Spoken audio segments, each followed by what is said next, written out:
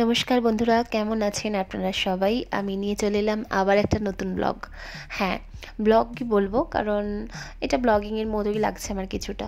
যাই হোক, চলে এসেছি নিজের মাতৃভূমি, মায়ের জায়গায়, বাবার জায়গায়। তো যেখানে আমি জন্মেছি সেখানকার এটা পরিবেশ। যতই উঁচু উঁচু বিল্ডিংয়ে, ফ্ল্যাটে থাকি না কেন, সেই একটা গ্রাম্য পরিবেশ, গ্রাম সবসময় টানে। কারণ যতই হোক, ছোট থেকে জন্মেছি, গ্রাম দেখেছি, বড় হয়েছি গ্রামে। তো আমিও গ্রামে বড় হয়েছি, আমার হাজব্যান্ডও গ্রামেই বড় হয়েছে, আমার শ্বশুরবাড়িও একদম গ্রামেতেই। বাট দুটোই গ্রাম, বাড়ি এবং শ্বশুরবাড়ি। সেসব ফেলে আমরা এত 8 বছর ধরে আউট অফ ওয়েস্ট বেঙ্গল, বাইরে বাইরে ছিলাম। এখন নিজের ফ্ল্যাট কিনেছি, মানে কিনেছি তো সব টাউনেই, তোমরা সবাই ব্লগিংয়ে দেখতেই পাও।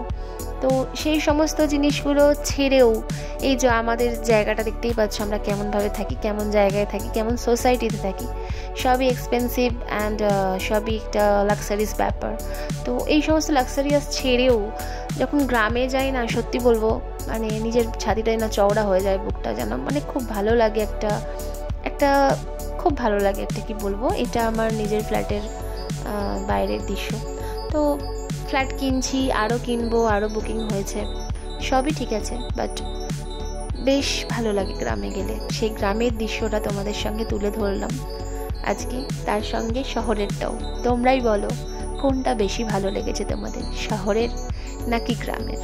তো আমার তো খুবই গ্রাম পছন্দ, তবু শহরে থাকতে হয় ছেলে পড়াশোনার খাতিরে অ্যান্ড নিজের লাক্সারিয়াস কিছু মেনটেন করার জন্য, স্ট্যাটাস মেনটেন করার জন্য থাকতে হয়। কিছু করার নেই, কাজের জন্য নিজেদের।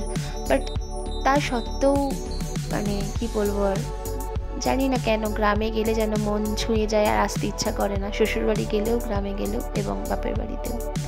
চলো, টাটা, বাই বাই।